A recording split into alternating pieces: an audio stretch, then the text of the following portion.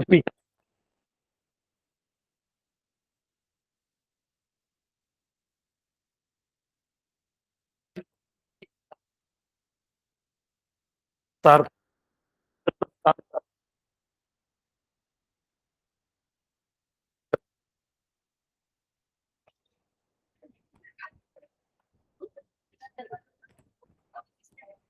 Very good morning to all of you. इधर ध्यान दीजिए बेटा। अभी क्या है कि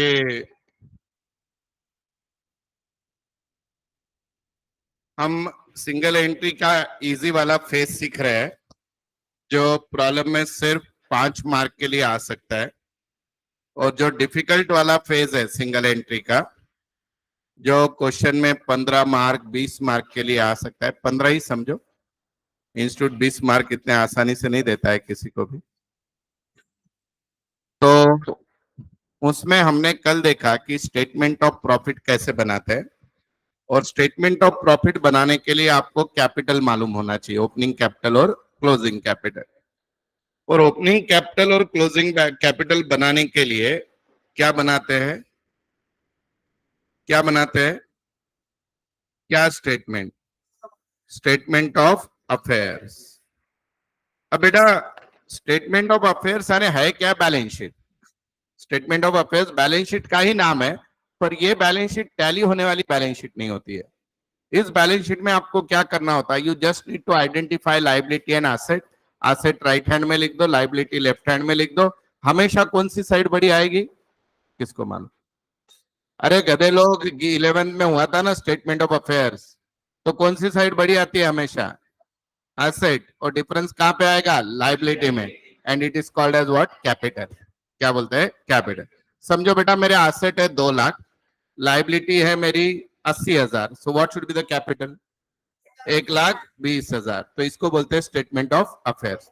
सर फिर बैलेंस शीट क्यों नहीं बोलते, क्यों स्टेटमेंट ऑफ अफेयर्स बोलते हैं। बैलेंस शीट का नाम है जो टैली हो। बैलेंस शीट का नाम क्या है, जो टैली हो, और ये टैली नहीं होती, इसमें कैपिटल ढूंढना होता है। दूसरी चीज, स्टेटमेंट ऑफ अफेयर में कभी एडजस्टमेंट नहीं होती। आरडीडी डेप्रिसिएशन करते हो ना डेटर में से माइनस, तो वो कुछ नहीं होता है, वैसे लिख देना है और कैपिटल ढूंढ के निकालना है।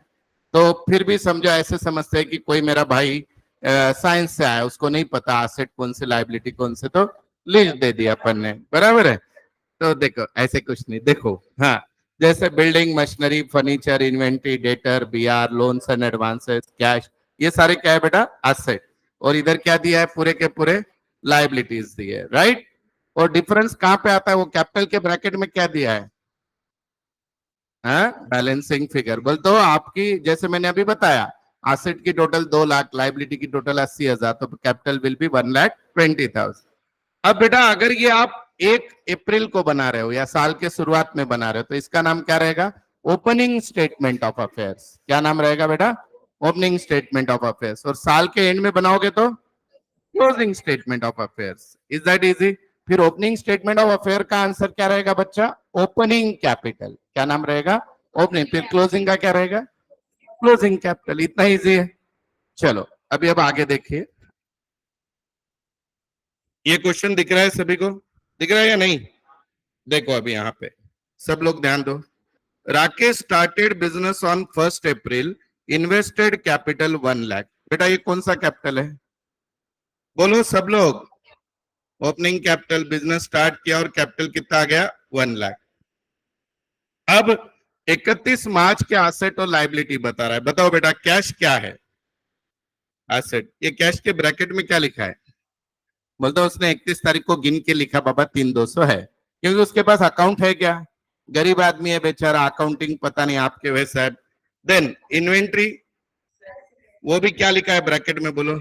तो जाके गिना बाबा कितना क्या क्या अवेलेबल है। देन बेटा receivable from Ajay against credit sale, Ajay नाम के व्यक्ति से पैसा आना है, so who is Ajay, debtors. तो वो क्या होगा बेटा, असेट।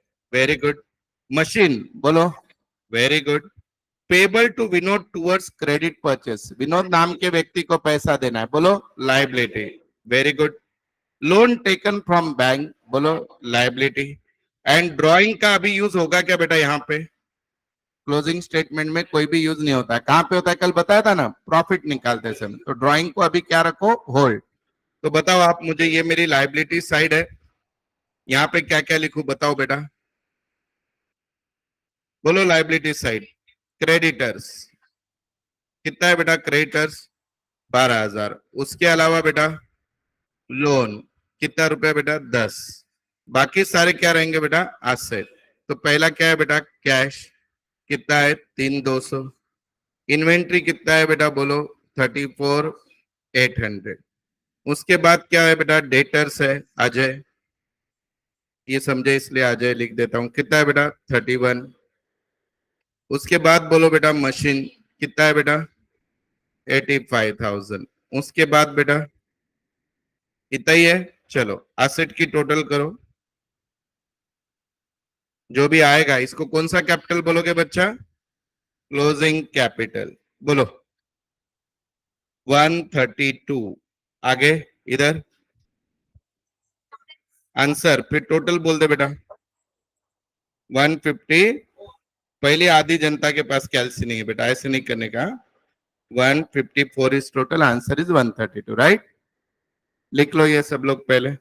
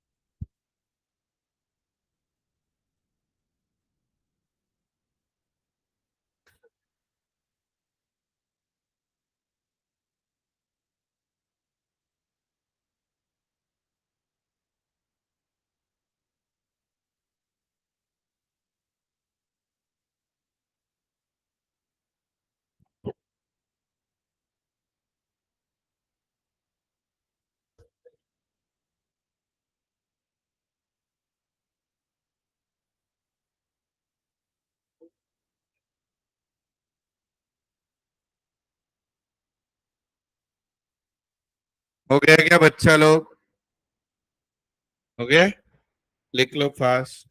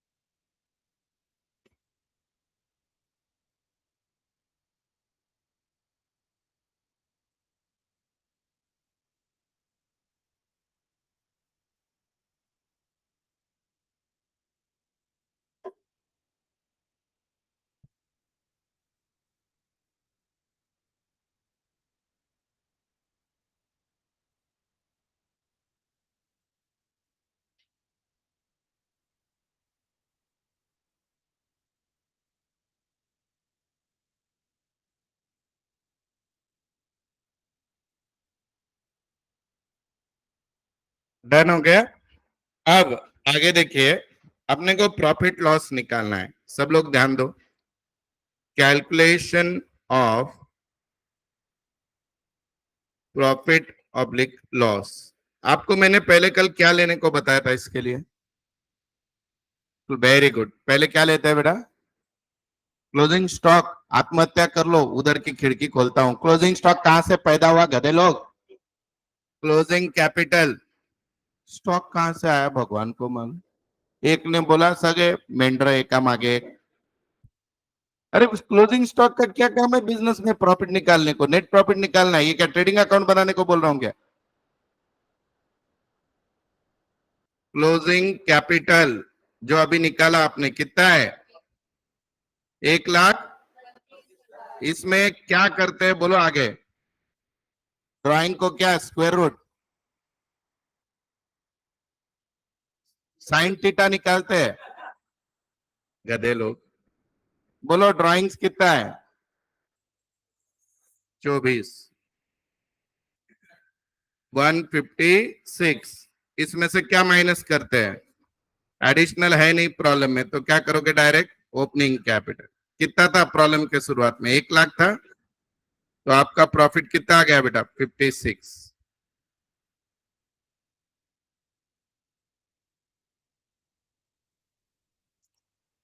लिख लो क्लोजिंग स्टॉक।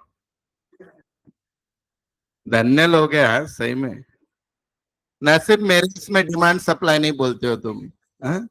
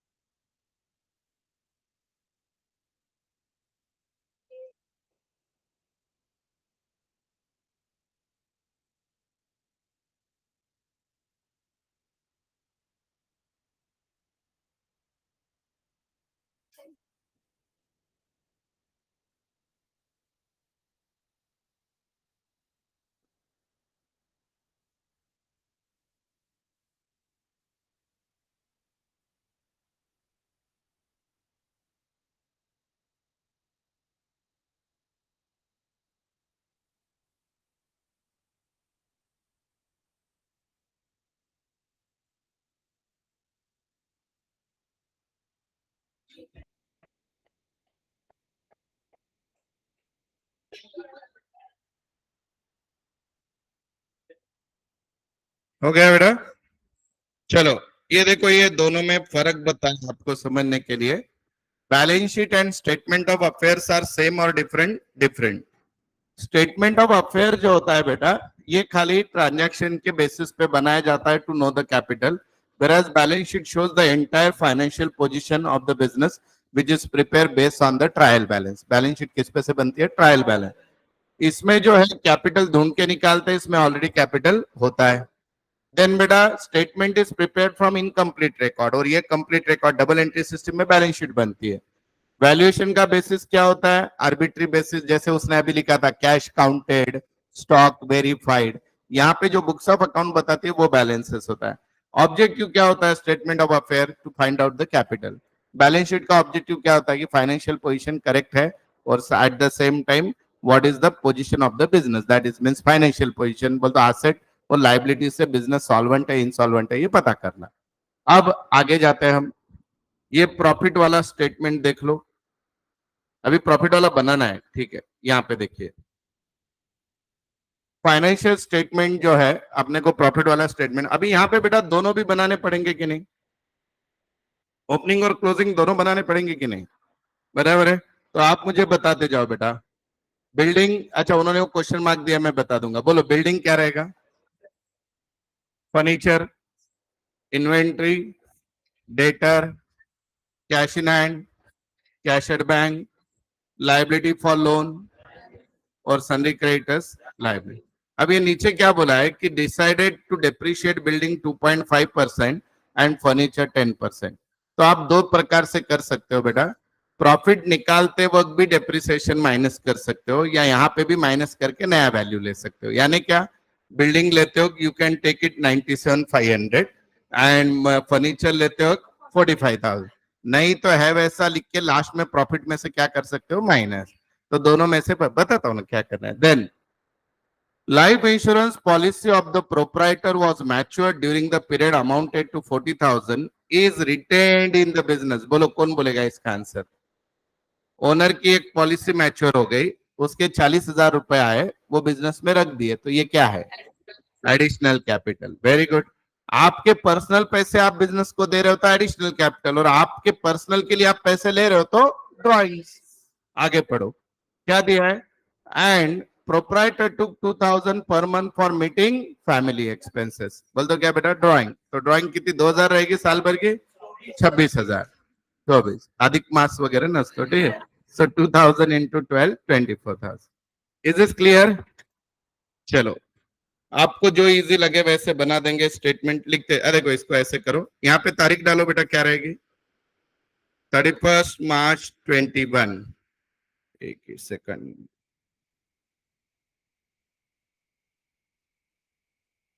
मेरी बनती कोशिश रहती है कि हमने इंस्टीट्यूट को मैच करना है हमेशा। बोल तो इंस्टीट्यूट का प्रेजेंटेशन, अपना प्रेजेंटेशन हमेशा कैसे हो? मैचिंग।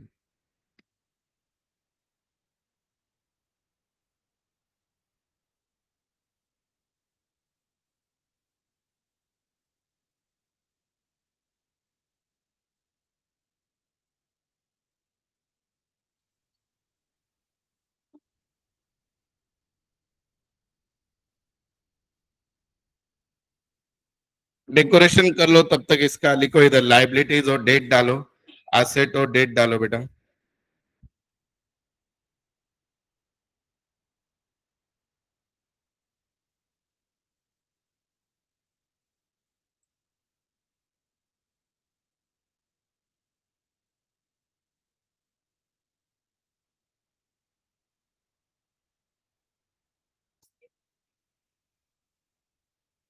चलो रेडी हो सब लोग? हाँ, यहाँ पे लिखो बेटा लाइबिलिटीज। डेट बताओगे क्या मुझे? 31 मार्च 21, 22 एसेट। चलो पहला आइटम बोलो बेटा। Building. Building is a fix asset which carry forward to next year. Here it is 1 lakh and here it will be 97,500. Next बताओ बेटा। Furniture. Here it is 50,000. It will be 45. आगे बच्चा। Inventories यानी क्या बेटा? Stock. बोलो 1,20,000। आगे 270। आगे बेटा डेटर कितना है बच्चा? 40 और 90। आगे बेटा कैश एट बैंक कितना है? 70, 70 एंड 85। आगे बच्चा कैश इन हैंड कितना है? 1,200। आगे आगे लाइबिलिटी बोलो बेटा कैपिटल। कैपिटल निकालना है रे, ऐसे ही लिखा। हाँ नहीं तो बोलोगे वो भी। लोन्स। हाँ हाँ। आगे बच्चा क्रेडिटर्स कितना? 40 और 70। डन। हमेशा कौन सी साइड बड़ी आएगी बेटा? एसेट। हाँ तो पहले कैपिटल एसेट बोलना भाई। बोलो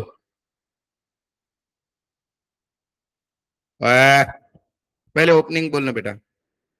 21 के एसेट की टोटल है 1, 1.5, 270, 3, 10, 3, 80, 3। बोलो कैपिटल। बोलो बेटा 241, 200।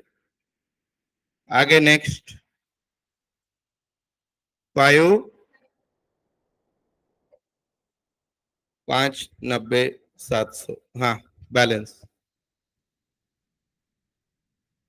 440, 700। ठीक है चलो।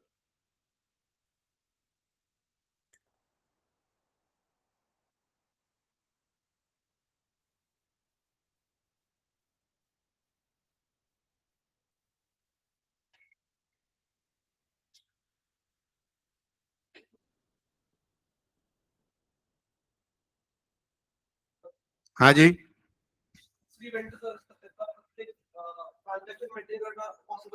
हाँ हाँ त्यांची रिटर्न कशी फाईल कर? व्हेरी गुड क्वेश्चन बेटा। ते काय करतात आमच्याकडे जनरली समरी आणून देतात कॅशबुकची। समरी आणून दिल्यानंतर त्याला टॅलीमध्ये टाकतो आम्ही। टॅलीमध्ये टाकल्यानंतर मेनली कॅशबुक मेंटेन होते आणि त्याला विचारलं जातं की विचार द कॅप, म्हणजे मोठा अमाऊंट दिसला, म्हणजे मी प्रॅक्टिकल सांगतोय तुला, मोठा अमाऊंट दिसला तर विचारतो कोणाकडून लोन वगैरे घेतलाय का, आणि रेग्युलर अमाऊंट दिसलं तर काय राहतील रिसिट। समजा माझ्या अकाउंटमध्ये मी मेंटेन करत नाही, 10,000, 12,000, 15,000, 20, 30 असा अमाऊंट दिसतोय, तर माझा CA ला काय म्हणणार की ही फीस आहे। पण अचानक 20 लाख रुपये दिसले, it can be loan or anything sold. Similarly पेमेंटच्या बाबतीत तर त्यातले कॅपिटल आयटम्स बाजूला होतात, रेव्हेन्यू आयटम बाजूला। On that basis we prepare trading P&L account आणि देन मग बॅलन्स शीट। ठीक आहे, per the system is only then cash system. The only way to do that is a passbook. आणि because of the detail म्हणजे currency. Now everything is on GPay, PhonePe. आज पण आपण बघतो 95% transaction are shifted on that. तर सगळ्या जणांचं सगळं काही त्याच्यात कव्हर होतं. होतं, गव्हर्नमेंट कुठं बघत बस. हो हो, प्रश्नच नाही. हा, ते मग it depends. Now as a CA student, what you need to learn from the beginning of your career, start showing more income. हे काय शिकवतायत आम्हाला? लोक म्हणतात टॅक्स कमी भरा, यू आर सेइंग ज्यादा बताओ. क्या फायदा होगा बोलो? मैं ऐसा सजेशन दे रहा हूं तो कुछ तो लॉजिक होगा ना. जब है ना मैंने पहली बार इनकम अर्न करना स्टार्ट किया था 2002 में, तो उस समय क्या कि 50,000 रुपए के ऊपर इनकम टैक्स था. आज इनकम टैक्स 3 लाख तक लगता नहीं है. 5 लाख 6 लाख अगर डिडक्शन पकड़ लो तो 7.5 लाख रुपए तक एक भी रुपया टैक्स नहीं लगता है, अगर आपने प्लानिंग से इन्वेस्टमेंट की, लोन है, हाउसिंग लोन वगैरह सब कुछ. तो उस समय 50,000 के ऊपर क्या होता था टैक्स. तो उस समय मुझे महीना 2,000 मिलता था, मैं फिर भी इनकम 60,000 दिखाता था साल का. तो मैं तो नहीं दिखाना चाहिए था, मैं दिखाता था और उस पर 1,000 रुपए टैक्स आता था, वो भर देता था. उसका फायदा क्या होता है पता है आपको? आपको लोन के लिए जब आप बैंक की तरफ जाते हो, तो बैंक को ये नहीं पता है कि आपके पास कितने करोड़ की जायदाद है. बैंक बोलते तू इनकम कितना दिखा रहा है. व्यापारी को लोन कैसे मिलता है पता है आपको? उसको नहीं, इनकम स्टेटमेंट से नहीं, उसको बैंक क्या करती है बेटा, आईटीआर देखती है. व्यापारी के लिए, सैलरीड एम्प्लॉय को तो बहुत ईजी है. आपके पापा को बोलेंगे फॉर्म 16 ला के बताओ, फॉर्म 16 में साल भर में सैलरी कितनी आती है वो देख लेते हैं, और उस सैलरी में और अदर इनकम ऐड कर लेते हैं. बोल तो समझो, मैं आपको ये नॉलेज बोल के बता रहा हूँ. एक्चुअली मेरा एक प्रॉब्लम इसमें खत्म हो सकता है, फिर भी सुनो. समझो बेटा, किसी आपके पापा की साल की सैलरी 12 लाख रुपए और उनकी एक अदर इनकम 3 लाख है, तो कितना हो गया? 15 लाख रुपए. अब आपके पापा बैंक के पास गए कि आम्हाला घर घ्यायचंय, लोन पाहिजे, किती होऊ शकेल? तो बैंक घर की वैल्यूएशन तो करेगा. वो घर की वैल्यूएशन समझो बेटा 2 करोड़ है, तो आपके पापा 1.5 करोड़ लोन मांग रहे या 1 ही करोड़ मांग रहे, 50%, फिर भी बैंक नहीं देगा. क्योंकि पहले वो देखेगा कि आपकी पेइंग कैपेसिटी क्या है. बैंक के लिए आपका एसेट कितने का ये इंपॉर्टेंट नहीं होता है, आपकी पेइंग कैपेसिटी है कि नहीं वो इंपॉर्टेंट होता है बैंकों के लिए. तो वो फिर जो फालतू फिर छोटे बैंक होते हैं जो 15-20% ब्याज से देंगे, वो फिर कुछ भी नहीं देखते. लेकिन जो नेशनलाइज बैंक है, प्राइवेट सेक्टर के अच्छे बैंक है, एचडीएफसी, आईसीआईसीआई, तो वो लोग क्या करते हैं बेटा कि समझो अभी जैसे अभी इस एग्जाम्पल पे आ जाते हैं. ये याद रखो, आपको जिंदगी में बहुत काम आएगा. कि जैसे मैंने बोला कि आपके पापा की सैलरी इनकम 12 लाख है, फिर और देखेंगे पापा ने बोला मेरी एक शॉप भी है, उसका रेंटल इनकम मुझे साल का 3 लाख मिलता है, तो 15 लाख हो गई. तो बैंक क्या करती है बेटा, वो 15 लाख इनकम डालती है, उसको डिवाइडेड बाय 2 करती है. यानी आपके पापा की साल की इनकम 15 लाख नहीं, 7.5 लाख. क्यों? क्यों?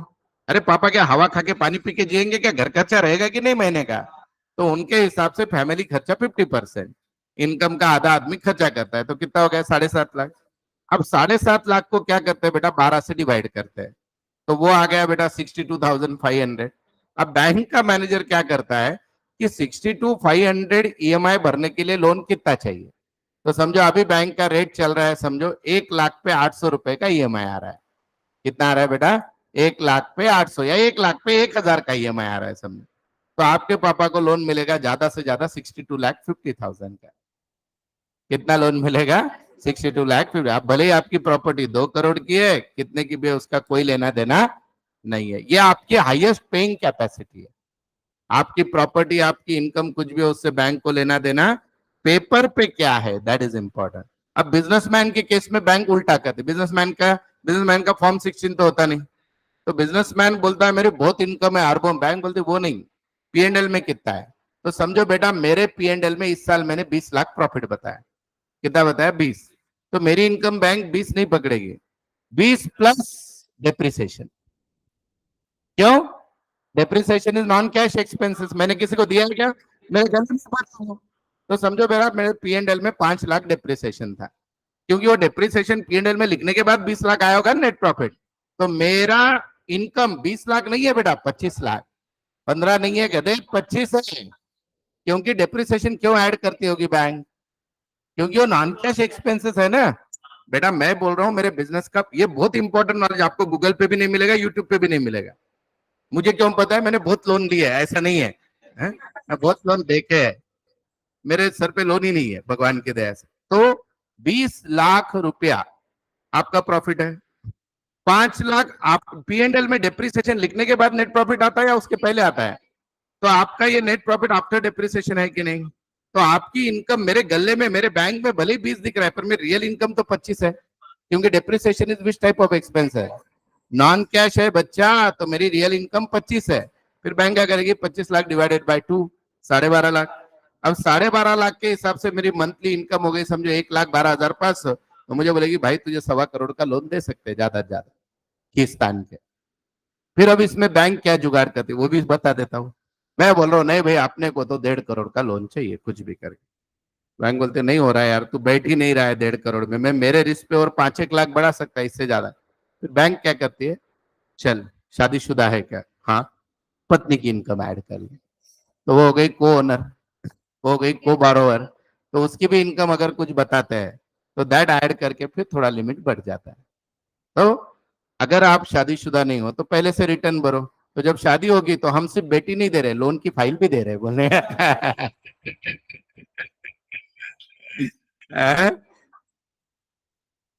Mortgage loan is different concept. Mortgage loan क्या, गिरवी रख के लेना, वो अलग है। समझो अभी मेरे पास गोल्ड है, मैं बोला बैंक को रख लो और मुझे लोन दो, दैट इज मॉर्गेज।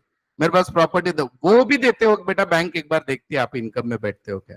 ये जो प्राइवेट बैंक होते हैं जो बहुत सारा इंटरेस्ट लेते हैं, देखो आदित्य बिरला है, फिर ये छोटे छोटे शाहू बैंक वगैरह है, या फिर पत संस्था है, एयू फाइनेंस है, तो ये वाले लोग फिर कुछ भी दे देते हैं।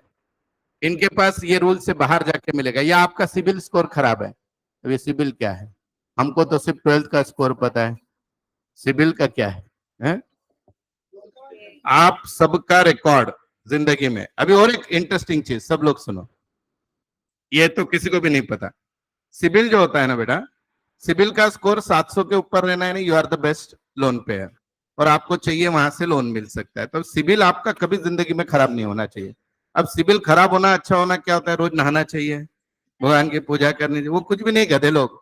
सिबिल यानी आपने लोन लिया हुआ टाइमली पेड करते हो क्या? आपकी अगर लोन की इंस्टॉलमेंट बाउंस हुई है, क्रेडिट कार्ड जिंदगी में नहीं लेने का, और लिया है तो उसका पेमेंट टाइमली चाहिए। अगर आपके क्रेडिट कार्ड के पेमेंट लेट हो रहे हैं, क्रेडिट कार्ड का चेक बाउंस हो रहा है, आपके बैंक स्टेटमेंट में चेक बाउंस हो रहा है, तो उससे सिबिल क्या होता है बेटा? खराब होता है।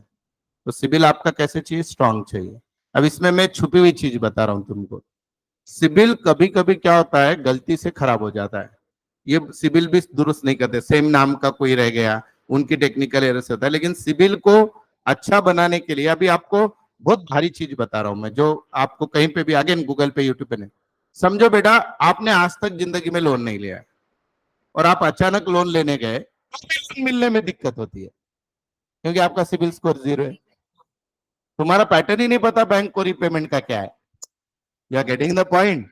तो बैंक बोलते पुराना कोई लोन है क्या भाई तेरा? तो उनको देखना है तुम्हारा पुराना चरित्र कैसे था।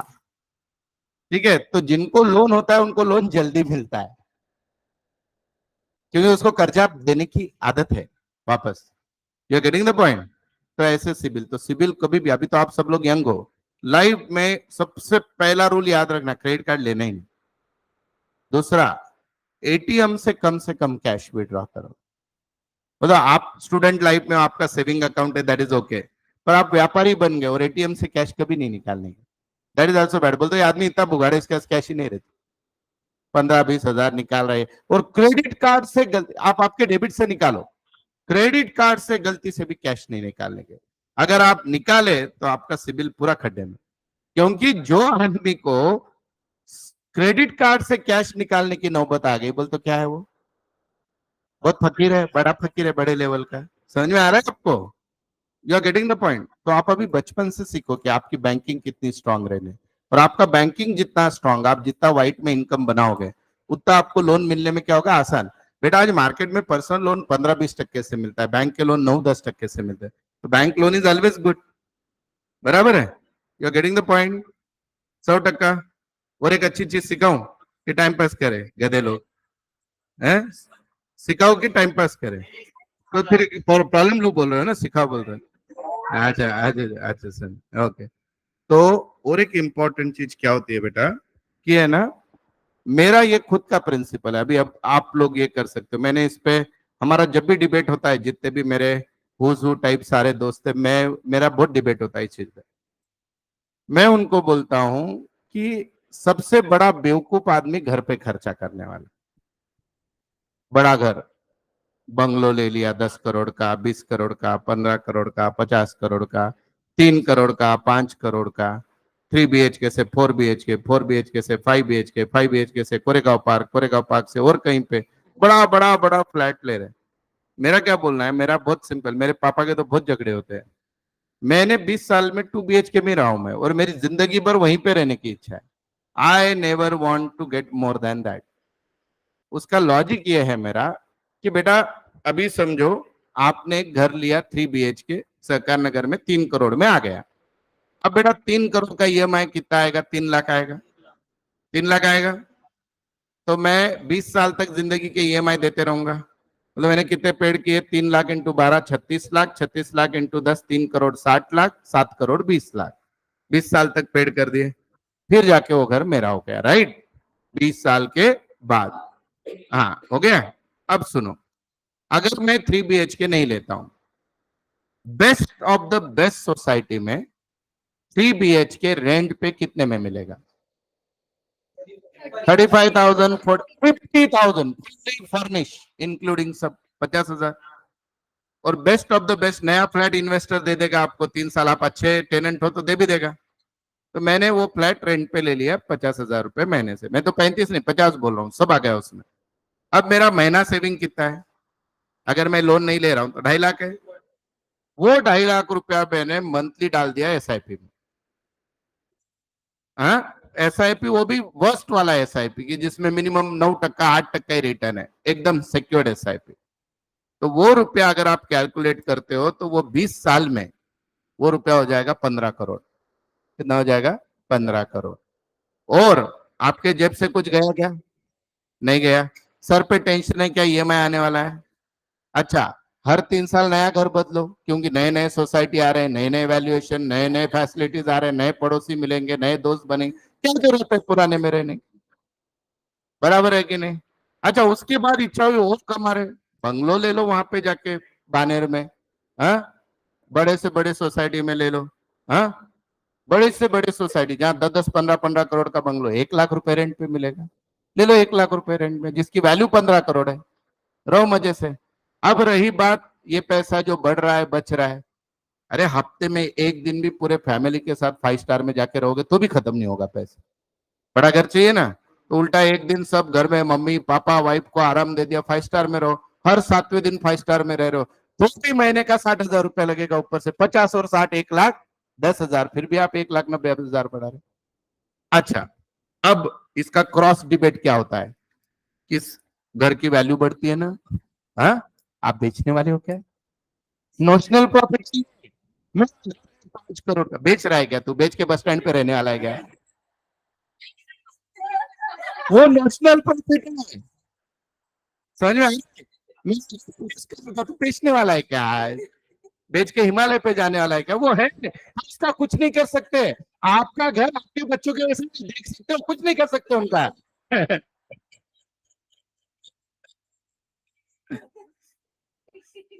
समझ आ रहा है? बराबर कि नहीं? तो मेरा हमेशा ये पॉइंट है, अपना 2 BHK बिना लोन का, कल को अपन खप भी गए तो घर को टेंशन नहीं, EMI चुकाए, मेला हा कुछ भी नहीं, शांति। हाँ, प्रॉपर्टी में इन्वेस्टमेंट कब करने का बेटा? बहुत पैसा खाली पड़ा है तब करने का। और वो भी कौन सी प्रॉपर्टी मालूम है? कमर्शियल में करे। मेरा ऑफिस लोन पे नहीं है, सब खुद के ऑफिस है। तो अरे एक दुकान बनने के बाद 10 घर बन सकते हैं, 10 घर से एक दुकान नहीं बन सकती। ये मारवाड़ी दिमाग। अरे आपका ऑफिस आपका होना चाहिए, समझ में आया? साता रोड के चारों ऑफिस मेरे खुद के है, समझ में आया? ये भी अभी इस साल अपना हो जाएगा। बोलने का मतलब यह है बेटा कि आप जो है ना, कमर्शियल में डालो ना, उसके रिटर्न आते जाएंगे। जमीन में डालो, multiplying, that is your investment. Again, जमीन लो, जमीन में पैसा बढ़ के मिलेगा। The most third class financial planning is investment in the house. आप मेरे बेटे की शादी के लिए लेके रख दिया, वो बढ़ बढ़ के 1.5 गुना बढ़ेगा, उसका ईएमआई में मर जाएगा वो। और अभी मुझे बताओ, जिस हिसाब से रेट्स बढ़े हैं पुणे में भी, इसके बाद कितना बढ़ेगा? लिमिट है 20%, 25%। और अभी मेट्रो आने के बाद एफएसआई बढ़ रहे हैं, सब बढ़ रहे हैं, तो बहुत ज्यादा हाइक नहीं होगा प्रॉपर्टी का रेट। तो investment in the residential house, if you already have one, अभी इसमें खाली एक ही विषय को आपको टैक्टफुली हैंडल करना, बोलते as a married person, wife, क्या 3 साल होते ही घर बदलने, तुमको क्या मालूम घर बदलने का दुख क्या रहता है, सब ये कहना। आजकल कितने एजेंसी है, ये सब आके तुम्हारा घर जमा देते, वास्तु भी वही कर लेते, बैठो बोलते आके, सब है ना, क्या जरूरत है, लेडीज का ही होता है। तुमको क्या मालूम घर कैसे सेट होता है, कुछ नहीं। ये बच्चों के फ्रेंड क्या, अरे नए बनाएंगे, नए सोसाइटी में जाएंगे और नए फ्रेंड बनेंगे, नया एनवायरमेंट मिलेगा, नई चीजें सीखने को मिलेगी। एक आधा खराब मिल ही गया, अच्छा तुमने पूरा पैसा जिंदगी का लगा के 3 करोड़ का फ्लैट ले लिया, और वहां पे जाते पनौती लगे, आप रेंट बना लिया, कोई टेंशन नहीं, पनौती मालक को, आपने को क्या है, वापस नया घर, नवा घड़ी, नवा राज। बेवकूफी है, घर पे मत शेयर कर। बोला ये होने थे, जाने थे, ऑनलाइन वाले खुश हो रहे कि नहीं भगवान को मालूम। समझ आ रहा है आपको? तो मेरे हिसाब से आप जमीन लो, बेस्ट इन्वेस्टमेंट, मल्टीप्लाई में रेट बढ़ते हैं। दुकान लो, उसका रेंटल इनकम चालू रहेगा, और बहुत पैसा है तो क्या कि आप घर लो। और गोल्ड कैसे, अभी देखो, सबके 5 BHK 4, कोविड में मर गए, नौकरानी नहीं आने के बाद खुद को धोना पड़ा सब। अब लोग यहाँ से आवाज दे तो मम्मी को आवाज आती, ठीक है। हम्म, वो काम वाली बाई नहीं आई और बड़ा घर है, तब देखना मम्मी का मूड है। हाँ, बोलता आपकी मम्मी का, मेरी वाइफ का नहीं है, है? पर अगर घर आपका छोटा है, कोई टेंशन नहीं, एक रूम तू साफ कर ले, दूसरा मैं कर लूं, नहीं तो नहीं पड़े गंदा, क्या फर्क है? हैं? समझ में आ रहा है तुमको? मेरा तो भाई ये है कि सोसाइटी मस्त हो, ज्यादा ये नहीं, लोग पहचान के अपना 2 BHK जिंदगी मस्त। बहुत लोग बोलते हैं तू बंगले पे, आपकी जरूरत ही नहीं है। मैं साल में 15 तो भी ट्रिप करता हूँ, इंडिया के बाहर 5 करता हूँ। हर एक महीने में कहीं ना कहीं 5 स्टार होटल में रहना है, नहीं रहना है, कितना मस्त लाइफ, और सेल्फी नहीं, एकदम टेंशन फ्री। आज रात में मैं खप भी गया तो भी फैमिली को टेंशन नहीं, अपन जाने के बाद उल्टा पैसे मिलेंगे 5-6 करोड़, खुश हो जाएंगे। या गेटिंग द पॉइंट? अच्छा, इंश्योरेंस कौन सा निकाल के रखा है? टर्म इंश्योरेंस, ज्यादा सर को टेंशन नहीं, अपन अचानक गए तो फैमिली को बोनस। टर्म इंश्योरेंस पता क्या है? 1 करोड़ के इंश्योरेंस को साल में 25,000 भरना है, खत्म। तुम गए, ये है ना, केला जी है अपने पास से, सबसे अच्छा इनका इंश्योरेंस का काम है, पुणे में वन ऑफ द बेस्ट। सबसे बढ़िया टर्म इंश्योरेंस निकालो, म्यूचुअल फंड में डालो, थोड़ा गोल्ड में भी करो। आपका इन्वेस्टमेंट कैसा चाहिए बेटा? सेग्रीगेटेड चाहिए, डिवाइड चाहिए। गोल्ड क्या है, आधी रात को पैसा मिलता है, और गोल्ड बोलते ज्वेलरी नहीं, तो आप बिस्किट लो, नहीं तो सर ने बोला गोल्ड बहुत है, मम्मी ज्वेलरी ले, बिल्कुल नहीं। ज्वेलरी में तो तुमको वो खा जाएंगे 30% मजूरी में, फालतू है। ज्वेलरी का इन्वेस्टमेंट कभी गेन ही नहीं। गोल्ड यानी प्योर गोल्ड, बिस्किट, सिल्वर भी ठीक ठीक, गोल्ड सबसे अच्छा, प्लेटिनम भी कभी खुशी कभी गम, डायमंड भी वैसे, गोल्ड इज द बेस्ट, ऐसे, समझे? तो मैं जब भी आप अर्न करना स्टार्ट करो ना लाइफ में, तब से 25% सेविंग चालू करो, फिक्स सेविंग चालू करो, तो आपको खर्चा बचा, खर्चा में कंट्रोल आएगा। अभी समझो आप कहाँ पे लगे, बहुत कम उम्र में जॉब मिल जाता है, 21-22 साल में, सैलरी अच्छा चालू हो गया, 50-60 हजार, इवन बीपीओ में भी काम किया तो भी मिलता है, और आपने तब से क्रेडिट कार्ड की खर्चे की आदत डाली, तब से आपने एक लोन लिया है समझ के ये करिए, इन्वेस्टमेंट करिए। मैंने मेरे लाइफ को 2005 में एक प्रिंसिपल बनाया था, जितना मैं मंथली इनकम लूंगा उसका 10% का गोल्ड लूंगा, वट एवर द रेट, 5 तारीख को लेना है नहीं लेना है। उस भरोसे जब मैंने घर परचेस किया था, मुझे लोन लेने की जरूरत ही नहीं गिरी। 2012 में 1 किलो गोल्ड जमा हो गया था, खत्म। हाँ, तब वो कम भी था बाबा, रेट 20,000 ही था रे। हाँ, तो बोलने का मतलब यह है कि उतना आपको 20 लाख रुपए का फायदा हो गया उस टाइम पे, छोड़। तो आप इन्वेस्टमेंट करो। आप प्रोविडेंट फंड में पैसा डालो, LIC के बहुत अच्छे प्लान है, मनी बैक, मैं एजेंट नहीं हूँ, फिर से बोल रहा हूँ, तो दैट यू कैन डू, ठीक है। हाँ। तो इक्वल टू गोल्ड, अभी मेरे पास ब्लैक की इनकम बहुत है, मैं डायरेक्ट गोल्ड लेता हूँ, तुम तुम्हारे बॉन्ड्स ले लो, कोई फर्क नहीं गिरता ऐसे, ठीक है। चलो ऐसे, you are getting the point. ये हमको सीए बन के भी नहीं सीखने को मिलेगा जो मैं आपको सिखा रहा हूँ। ऑफिस लो, लैंड लो, पर घर में इन्वेस्ट, मुझे, मैं किसके यहाँ वास्तु में जाता हूँ, ऐसे बड़ा घर देखा मस्त 5-7 करोड़, उसको बहुत खुशी होती है, बता रहे मेरे मुंह से क्या निकलता है, बेवकूफ है। अच्छा, आप मुझे बोलो, घर का कमाने वाला जेंट्स, अगर मैं ये पब्लिकली बोल दूं ना, आधे घर लोग घर भेज देंगे, हाँ? घर का कमाने वाला जेंट्स घर में कितनी देर होता है? आपके पापा कितनी देर होते हैं मैक्सिमम? सोने का टाइम, वो छुट्टी के कितना टाइम होता है? आप बड़े बड़े इंटीरियर, 1-1, 2-2 करोड़ खर्च है, आपने से कितने दिन हर चीज का आप यूज लेते हो पहले 3 महीने होने के बाद? कब जाके आप आपकी गैलरी के झूले पे बैठे थे लास्ट टाइम, बताओ? कुछ भी नहीं, खाली दिखाने में, आ घर लाविश है एकदम, ये सब बढ़िया। कल एक अंकल मेरे बोले, कोरेगांव पार्क में अपन ने एक मस्त 20,000 स्क्वायर फुट का प्लॉट लिया, बंगलो बन रहे, 70-80 करोड़ रुपए का होने वाला है, मतलब बढ़िया। मैं एक दिन भी जाके उनके यहाँ क्या गया, तो अपना तो हॉलीडे हो गया ना। बराबर ना? आप नहीं समझने का, दुनिया में कोई भी चीज अपनी थोड़ी परमानेंट है, तो उनकी भी नहीं है, हाँ? जाके आगे एक दिन रह गए मस्त।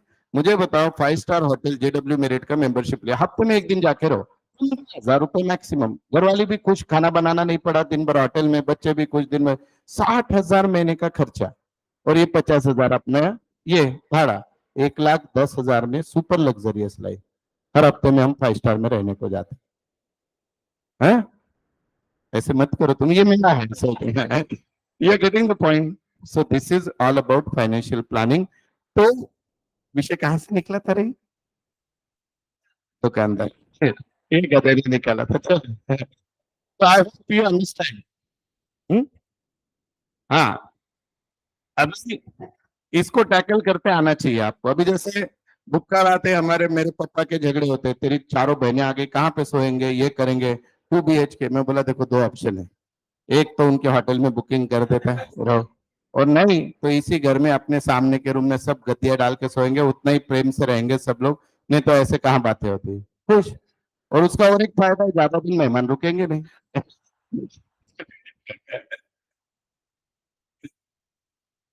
पर स्विमिंग पूल है, ये वो है, जाने की इच्छा नहीं होगी उनकी, है? तो प्रेम फिर खटाई में आते रहता है, कम दिन में, कम समय के लिए कोई चीज मिले तो अच्छी लगती है ना, प्रसाद इसलिए तो अच्छा लगता है अपने को, है? चलो, आई होप ऑनलाइन वाले कुछ समझे क्या? ओए, चलो आगे बढ़ते हैं।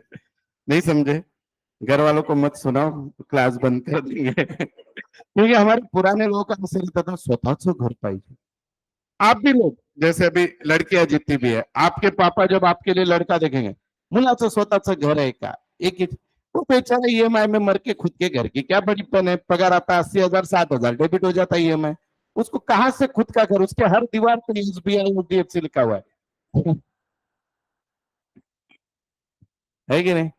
इमेजिन करो, आपके सर पे कोई कर्जा नहीं, आपकी लाइफ कैसी रहेगी? टेंशन फ्री रहेगी, अपना कोई टेंशन नहीं, मस्त मोला अच्छा, एक आध बार फाइनेंशियल क्राइसिस आ गए, डाउन भी हो गए, तो कोई टेंशन आएगा? पर अगर कर्जा है, इनकम अगर कांस्टेंट नहीं रही, नीचे आ गई, तो क्या होता है आदमी? मुझे हर 7 दिन एक कंसल्टेंसी वाला जबरदस्ती में मैम को यही बोल के फोन लगाता है, अगर सर से मेरी बात नहीं हुई तो मैं सुसाइड कर लूं, मतलब कोई नहीं करता सुसाइड, आ जा तू। तो it is because of the financial stress. You are getting the point? समझ में आ रहा है आपको? तो बेटा, आपने बचपन में जब भी आपकी इनकम चालू हो जाएगी, उम्र के 20, 21, 22 साल में, एक रूल बनाना, ये जिंदगी भर याद रखना, बाद में आपको इससे बहुत फायदा हो तो मुझे कंसल्टेंसी फीस भी दे देना, उसकी कुछ 2-3 टक्का चलेगा, हाँ?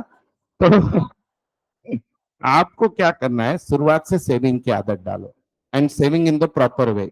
इधर गोल्ड में डाल दो, इन्वेस्टमेंट कर दो, SIP कर लो, इंश्योरेंस पॉलिसी निकाल, कुछ भी कर लो, है? 25 टक्का, ऐसे समझो कि आपके सर पर लोन चालू है, आपके पढ़ाई के लिए पापा ने लिया था, वो फेड रहे हो, ऐसे समझो। और तब से बेटा, first 50 you are free from all the liabilities, मेरा तो ड्रीम है, अभी मेरा 44 रनिंग है, 50 के बाद वर्ल्ड टूर पे निकलना है, सारे 180 कंट्री घूमना है, और with free from all the liabilities. तो फ्रॉम ऑल द लाइबिलिटीज यानी बच्चों के लिए भी प्रोविजन कर दी, सब कर दी, सब कर दी। और मैं तो मेरे बच्चों को ये भी बोलता हूँ, भैया मैं तुझे 1 रुपया भी नहीं देने वाला, मैक्सिमम क्या तू तेरा एजुकेशन कर ले बस, उसके आगे अपना रोल खत्म, घर भी नहीं देने वाला। क्यों? अगर मैं उसको दूंगा तो पैरलाइज हो जाएगा। मैं क्यों, आप माँ बाप को हम चाहे पढ़ा, अरे कुछ भी जो हमको हमारे माँ बाप ने दिया क्या, नहीं दिया, सब खुद का क्रिएट किया, वो उसका करेगा, नहीं तो भीख मांगेगा। क्या जरूरत है? पढ़ा लिखा दिया, बड़ा कर दिया, दैट इज ओवर। माँ बाप ही बच्चों को बिगाड़ते हैं। जिनके यहाँ बहुत ज्यादा होता है वहां पे ज्यादा बच्चे बिगड़े होते हैं, और जिनके यहाँ नहीं होता है वहां पे बच्चे कर्तव्यगार पैदा होते हैं। So it's up to the parents upbringing. बोलो मैं ये नहीं बोल रहा हूँ कि आप अच्छे नसीब लेके आए तो आपकी गलती है, it's very good, but how you can enhance it, that is very important. समझ में आ रहा है? पक्का? आपका इन्वेस्टमेंट हेल्थ पे होना चाहिए, आपका इन्वेस्टमेंट सेविंग पे होना चाहिए, आपका इन्वेस्टमेंट टाइम टू ड नियर पीपल इसके लिए होना चाहिए, आपका इन्वेस्टमेंट एक तो भी हॉबी जिंदगी में जिंदा रखिए खुद के अंदर, और उसके लिए रोज आधा 1 घंटा दे, तो आपको सेकंड डे वापस जीने की उम्मीद तैयार होगी। बस मशीन के लिए काम कर रहे कर रहे कर रहे, ऐसा जीवन होना ही नहीं चाहिए। मेरे जितने पुणे के जितने बेस्ट बड़े से बड़े क्लास है, जिनका 500 करोड़ टर्नओवर है, साइंस वाले हो गए, सब अच्छे दोस्त है, राइट फ्रॉम एलन से लेके सब दोस्त है। लेकिन अगर मैं लाइफ कंपेयर करता हूं तो उनसे मे बी 1/10 या 1/20 टाइम मेरी इनकम होगी, लेकिन I am enjoying life 10 times better than them. I feel blessed, क्योंकि मैंने मेरे रूल बना लिए बाबा, अपने को ऐसे ही जीने का। जब लोग शादी कार लेते थे तब 2011 में, मैंने 2009 में बीएमडब्ल्यू ली क्लास वाले ने। तब बीएमडब्ल्यू 10,000 लोगों में एक हुआ करती थी। उनकी इनकम उस टाइम भी मेरे से 10 पट थी, लेकिन उनकी हिम्मत नहीं हो रही थी मारुति 800 से आगे जाए। मैंने घर लेने से पहले कार ली, इट इज माई पैशन। आज भी अगर मैं जितने रुपए कार में डाला हूँ पिछले 15 साल में, अगर वो नहीं डालता तो शायद चौधर पार्क में 20 फ्लैट होते मेरे।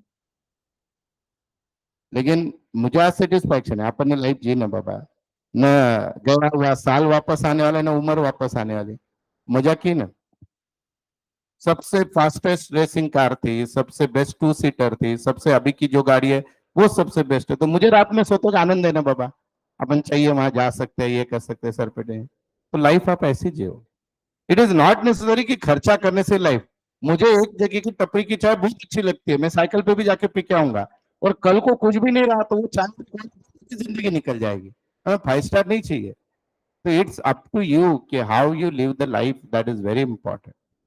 एक हॉबी जिंदगी में जिंदा रखिए। पेंटिंग अच्छा लगता है, रोज पेंटिंग करिए। मुझे ऑकल्ट साइंस बहुत अच्छा लगता है, मैंने 2,500 किताबें पकड़ के लिया। टाइम पास में चैनल बनाया, चैनल का ही मंथली 1 लाख रुपए आना चालू हो गया। निमरल जी की कंसल्टेंसी का महीना 25 लाख रुपए आता है। आपकी बैच साल भर पढ़ाने के बाद भी 25 लाख नहीं आते हैं, पर ये यहां से आता है। My first love is always teaching, तो इसलिए यहाँ पे जो टाइम निकलता है वो सबसे बेस्ट होता है। तो ये मोटिवेशन है लाइफ का, 4 बजे उठ के लेक्चर लेने का मोटिवेशन ये यहाँ से। अगर ये पैसों के लिए होता ना, कभी मजा ही नहीं आती लाइफ में। टीचिंग अगर पैसों के लिए मैं करता ना तो मैं शायद नहीं, अभी तक तो छोड़ देता, मैं टीचर पढ़ा लेते। पर ये पढ़ाने से मेरी उम्र बढ़ती है, तो मैं यहाँ पे आके पढ़ा रहा हूँ। और जिस दिन भी मुझे लगेगा ना मेरा सिखाया हुआ किसी को समझ में नहीं आ रहा है, सब बोर हो गए, मैं उस दिन छोड़ दूंगा ये प्रोफेशन। और मैंने तो लिखा है मेरे इसमें कि जिस दिन मैं टीचिंग स्टॉप करूंगा, मेरे सारे पेड लेक्चर्स यूट्यूब पे फ्री में डाल देना, कोई जरूरत नहीं। तो ऐसे आप कुछ करिए तो लाइफ, कुछ तो खुद को ही मजा आना चाहिए। नो डोंट इम्प्रेस अदर्स, खुद को। मैं वो कि वो करीना कपूर जो जब भी मेट में डायलॉग बोलती है, आई एम माई फेवरेट। तो आप आईने में देखने के बाद रोज खुद को बोलो, मैंने आज क्या बेस्ट किया, मैंने आज कुछ तो प्रोडक्टिव किया क्या। और पढ़ाई पढ़ी नहीं होता, एक स्ट्रेस बूस्टर। आपका प्रॉब्लम क्या है, आप स्ट्रेस बूस्टर एक आध दिन 90% कर देते हो, पढ़ाई 10% करते हो। एक आध दिन पढ़ाई 100% कर देते हो, स्ट्रेस फुल बढ़ जाता है। तो आप बैलेंस बनाओ लाइफ में, हर चीज के लिए टाइम, हेल्थ के लिए टाइम चाहिए, हॉबी के लिए टाइम चाहिए, पढ़ाई के लिए चाहिए। तो देखो आपको लाइफ में कभी स्ट्रेस नहीं आएगा, कितनी भी सिचुएशन खराब हो। स्ट्रेस मुझे भी आता है, मेरे साथ भी चीजें चलती है, पर उससे उभरते हैं।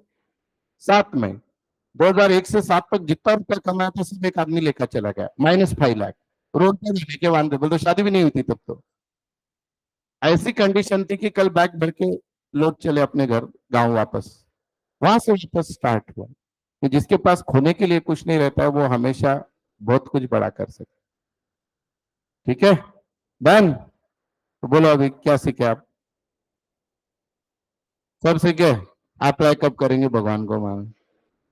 तो मेनली लड़की हो, सुनो, आज के बाद जब भी तुम्हारी शादी होगी 10-12 साल बाद, अपने घर वालों को, पति को ये मत करना कि घर पे ये खर्चा करो, घर बड़ा बना, ये बेवकूफी है। तुम तुम्हारे फ्यूचर का जो घर है एकदम बढ़िया है। इन्वेस्टमेंट कहाँ पे होने चाहिए तुम्हारे? पर commercial property, land, insurance, mutual fund, shares, gold, इसमें करो। ये टिकेगा तो आप लाइफ स्ट्रेस फ्री जी पाओगे। कभी भी अपनी चद्दर से ज्यादा पाँव नहीं फैलाते, बोलते तो अपने औकात से ज्यादा कर्जा लेने का नहीं। ये बोलने को बहुत अच्छा लगता है, सर पे कर्जा रहा तो आदमी भागता है, कुछ नहीं, भाग भाग के हार्ट अटैक आके मर जाता है। बुरा है कि नहीं? और वो एक बार इसका शाहरुख खान का बहुत अच्छा इंटरव्यू सुना था मैंने। वो एक सामने वाला इंटरव्यूअर उसको पूछ रहा था कि मनी इज नॉट एवरीथिंग, ऐसे वैसे बड़ी बड़ी, शाहरुख खान बोला ये सब बातें ना तू 500 करोड़ पहले कमा फिर कर। Money is everything right now in the world, for everything money is required. हम इमोशन से पेट नहीं भर सकते, 1 मिनट 2 मिनट 2 घंटा भर सकते हैं, उससे ज्यादा नहीं। तो पैसों की जगह पैसा चाहिए। पैसों को आज की डेट में कमाने से ज्यादा बचा के रखने में स्किल है। समझ में आया? पक्का सीखे इससे। चलो, कोई के भी घर के माँ बाप से फोन आया ना, मेरे से बोला कि चलो। तो अब बेटा ये है क्लोजिंग कैपिटल, यहाँ पे लिख दूंगा मैं क्लोजिंग कैपिटल। कितना है बेटा बोलो? अरे ऊपर का है क्या, सॉरी। अच्छा ये इतना ही प्रॉब्लम था क्या? ये इतना ही था, इसका ही निकालना है, चलो। तो क्लोजिंग कैपिटल था 440,700। इसमें बेटा ड्राइंग्स क्या होगी? ऐड। ड्राइंग्स कितनी है बेटा? 2,000 पर मंथ है क्या? हाँ,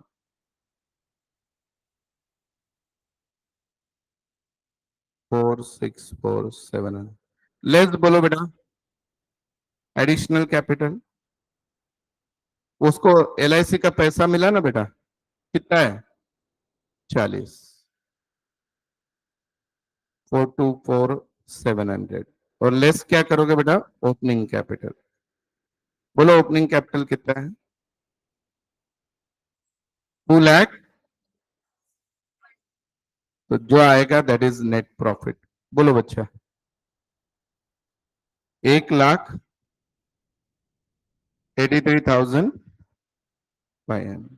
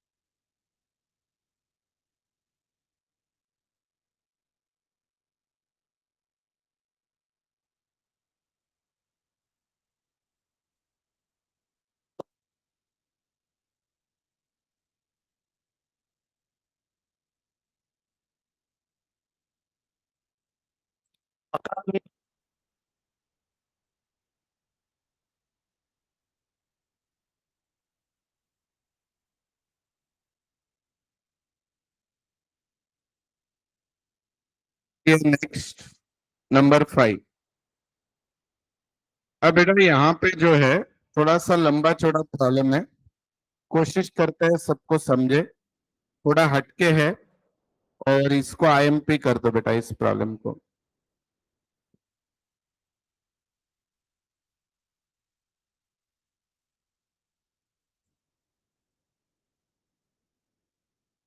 सब लोग जरा ध्यान से सुनो, वेरी इंटरेस्टिंग प्रॉब्लम।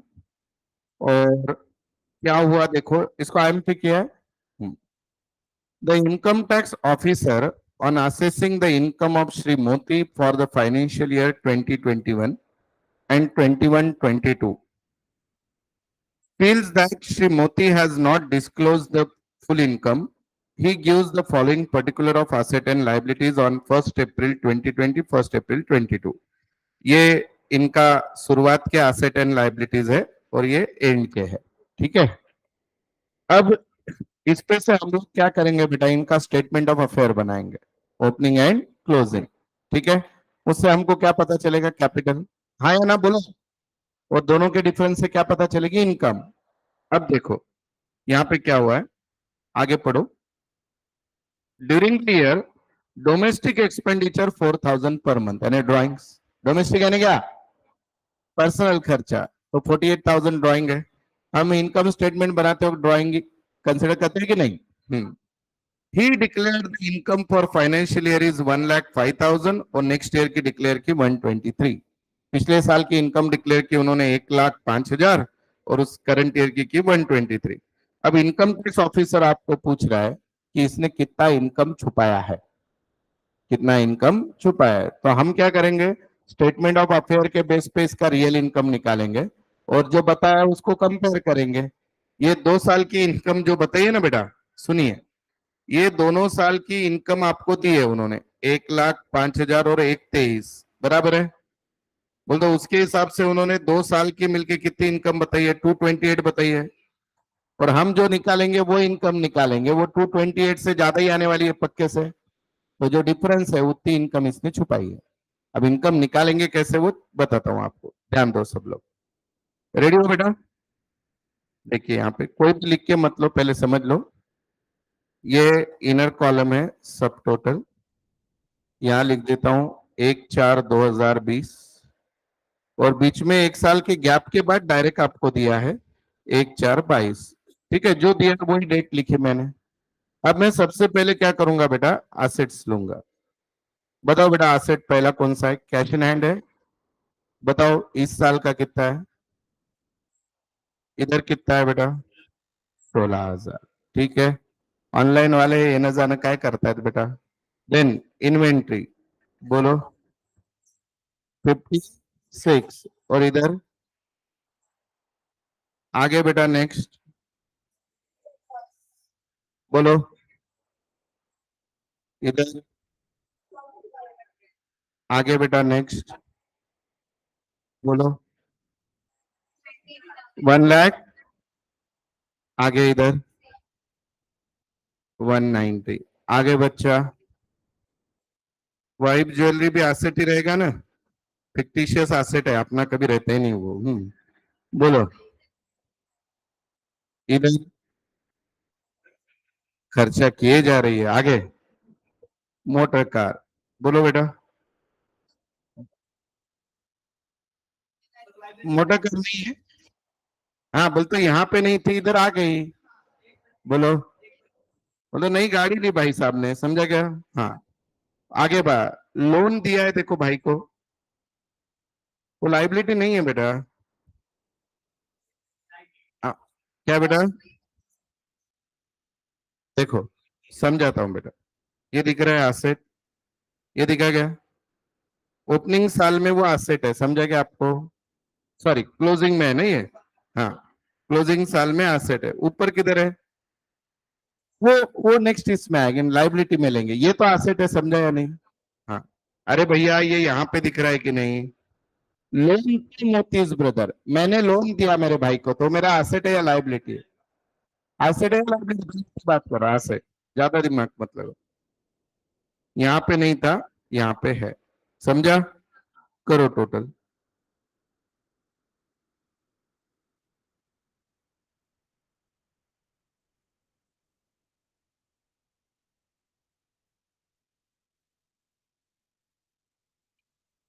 388। इधर बेटा 620। देखो 6 20 है। अब बेटा असेट में से क्या माइनस करते हैं हम लोग? लाइबिलिटी। बोलो। अब वो बोलो ओविंग। बेटा ओविंग यानी देना लगते हैं। बोलो कब ओपनिंग में क्लोजिंग में? ओपनिंग में है। ओके। उसके बाद इधर है क्या? नहीं। क्रेडिटर्स इधर कितना है बेटा? 35। इधर ठीक है। चलो लाइबिलिटी की टोटल कर दो। 75। इधर 55। अब एसेट में से लाइबिलिटी माइनस करो। This will be your capital. बोल बेटा। 3,13,000। इधर 565। तो मैं ऐसे बोल सकता हूँ बेटा कैपिटल रिफंड जो भी है 565 है। और ये है। अब यहाँ पे ध्यान दो बेटा। यहाँ पे किसी कुछ डाउट है क्या? नहीं। बोलो अब मुझे इस साल की अगर इनकम निकालनी है। ध्यान दो। इनकम ड्यूरिंग द ईयर हम पहले क्लोजिंग कैपिटल लेते हैं बेटा। हाँ या ना? अब ये यहाँ पे खत्म हो गया इनर कॉलम आउटर कॉलम। हम मेरा क्लोजिंग कैपिटल है बेटा 565। राइट। ड्राइंग्स है प्रॉब्लम में। सॉरी यहाँ पे लिखता हूँ क्लोजिंग कैपिटल। एक यहाँ पे जगह है क्या? नहीं है। चलो इनकम फॉर 22 क्लोजिंग कैपिटल। बोल बच्चा कितना है? 5,56,000 या 65,000? अरे 5 65 ना बेटा। 65 56 दिख रहा है क्या? ज्यादा ही इंस्पायर हो गया आप। Then add drawings. बेटा ड्राइंग्स क्या है? हाँ। अब यहाँ पे गलती कर दी आपने। ये मैं 2 साल का हिसाब कर रहा हूं। 1/4/2020 से 1/4/2022। तो मल्टीप्लाइड बाय क्या रहेगा? 24। बोलो 96। ये पहला पॉइंट समझा क्या? ये मैंने भी लिखा यही। हाँ। बोलो कितना आएगा? बोलो 660। 661 आएगा ना? माइनस क्या करते हैं बेटा इसमें से? ओपनिंग। एडिशनल नहीं है ना प्रॉब्लम में? बोलो ओपनिंग कैपिटल। 313 है ना बेटा? बोलो फिर क्या आया आंसर? 348। तो ये क्या हो गया? 348 इनकम। नेट प्रॉफिट भाई ने नेट प्रॉफिट कितना डिक्लेयर किया था? उसने 2 साल की इनकम कितनी बताए थे? It is actual income. Income declared कितनी की थी दोनों साल की मिलके? बता ना आपको। आपको समझने के लिए लिख देता हूँ। 1,05,000 और 1,00,000 कितनी की थी? 228। रियल में कितनी है? 340 है। Therefore income suppressed. Suppressed यानी छुपाई 1,20,000। कैसे लगा प्रॉब्लम? बढ़िया था। तो सिंगल एंट्री वाले के पास भी इनकम टैक्स की रेट पड़ी तो निकालते आता है अमाउंट। है। पहले लिखो यहां से। चलो मजेदार था। हाँ मुझे मजे।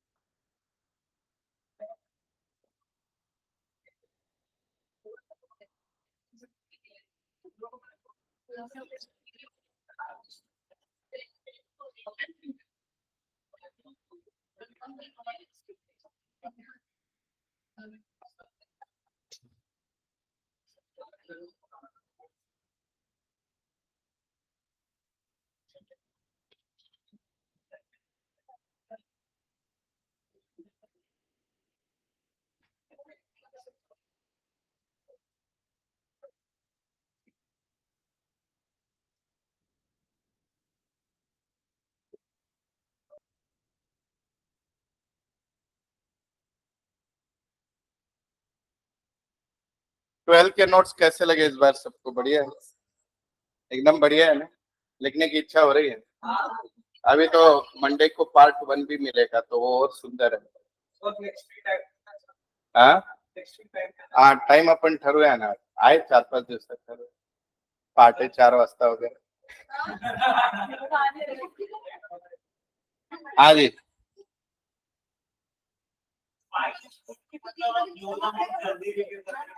क्या बेटा?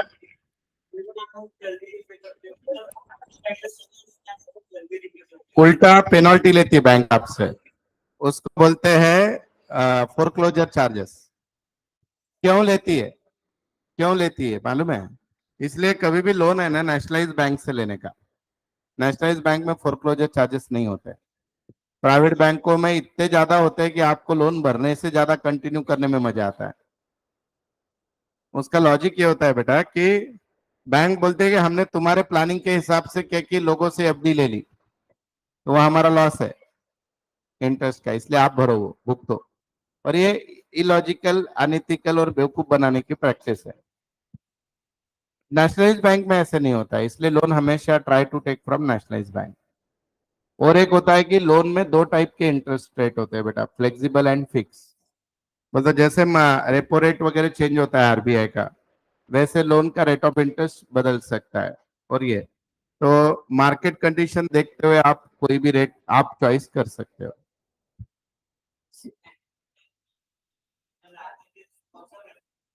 डिपेंड अगेन बेटा, अभी समझो मार्केट बहुत नीचे है, रेपो रेट कम है और आरबीआई के बैंक 8% से आपको दे रही है, तो 8% से नीचे क्या जाएगा? तो आप बोलोगे मैं फिक्स ले लूंगा, बढ़ ही सकता है। और अगर समझो बेटा ऐसे है कि ऐसे लग रहा है कि अभी मार्केट बहुत ऊपर 11% रेट ऑफ इंटरेस्ट चल रहा है, तो आप बोलोगे नहीं मैं फ्लेक्सिबल, क्योंकि मुझे आशा है कि नीचे आएगा। ऐसे पर आपने एक बार एक ऑप्शन ले लिया लोन लेते हो, वो बदलते नहीं आता है, then you have to change the bank.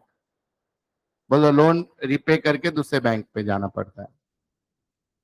ठीक है। और एक लोन पे लोन मिलता है, पता है आपको? लोन पे लोन मिलता है, मालूम है? समझो अभी मेरे सर पे 1 करोड़ का लोन है, मुझे अचानक 20 लाख की जरूरत है। मेरा लोन 2-3 साल हो गया भर के, तो बैंक उस पे आपको और लोन देती है। ठीक है। चलो 1-2 ही मिनट रुको रे भाई, किधर भी मत जाओ, ठहरो।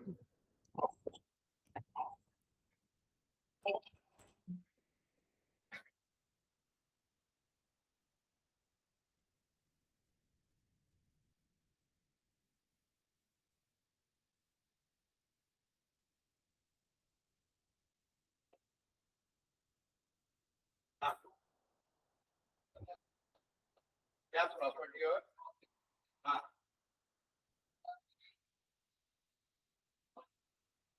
हाँ हाँ, उसका बिजनेस लॉजिक है ना भाई। तो मैंने यहाँ पे क्लास डाल दिया, ये जगह फेमस हो गई, अब घर वाला बोला निकल।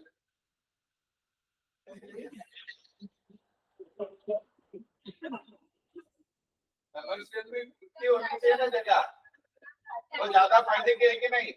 क्योंकि जगह का भी कोई कुछ होता है कि नहीं? बोलो ठीक है, कमर्शियल जगह खुद की होनी चाहिए, क्योंकि वहां से घर से तुमको कोई बात है, सरकार नगर से हटा के और कारपेट मिलते हैं तो कोई भी आएगा तुम्हारे पास, तुम जाके सोओगे इधर, तो लाइट थोड़ी खाली हो जाएगा। मैंने अगर यहाँ से क्लास निकाल के बोला कल से क्लास अपना चलने वाला है पूरा, तो कितना भी मेरे से प्यार करता तो नहीं पूरा नहीं सकता, नहीं आ रहा है पूरा, तो दैट इज द जगह। कमर्शियल जगह का खुद ही होता है ना, हमें खुद से आएगा, आया ना। आपने एफसी रोड पे बहुत बड़ी इन्वेस्टमेंट करके फर्नीचर बना के अच्छा शॉप डाल दी, अच्छा चलने लगा, और अचानक तुमने 2 साल बाद बोल रहे सेल्स खाली करो, और तू खुद की बेटी को डालते रहते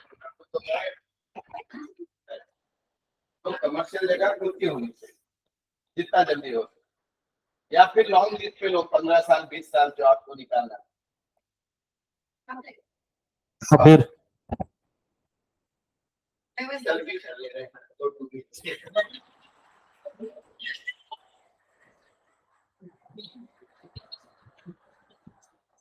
सर पैसा ज्यादा हो गया, क्या करूं? नहीं भाई, बहुत मजा।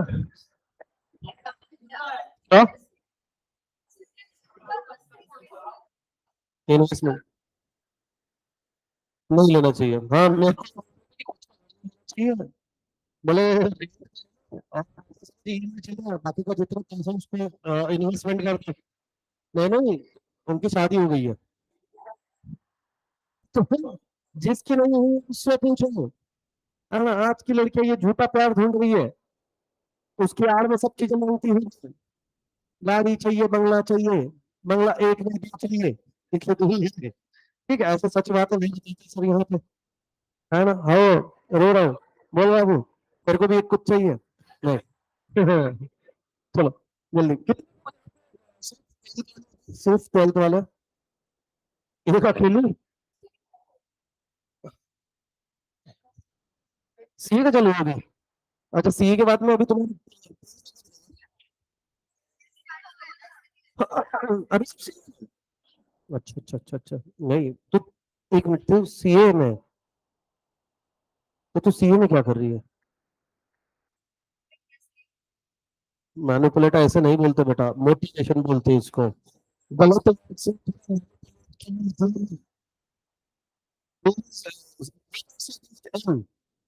But very my English, you shut up. Sir समझो इसको, है ना? तेरे पास है खुद का घर? गुड।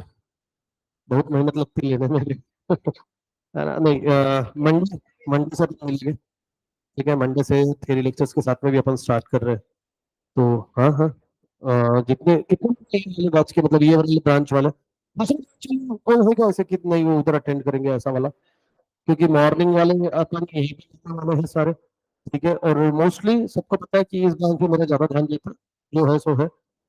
रीजन एक ही है उसका कि क्या है, मैं फुल टाइम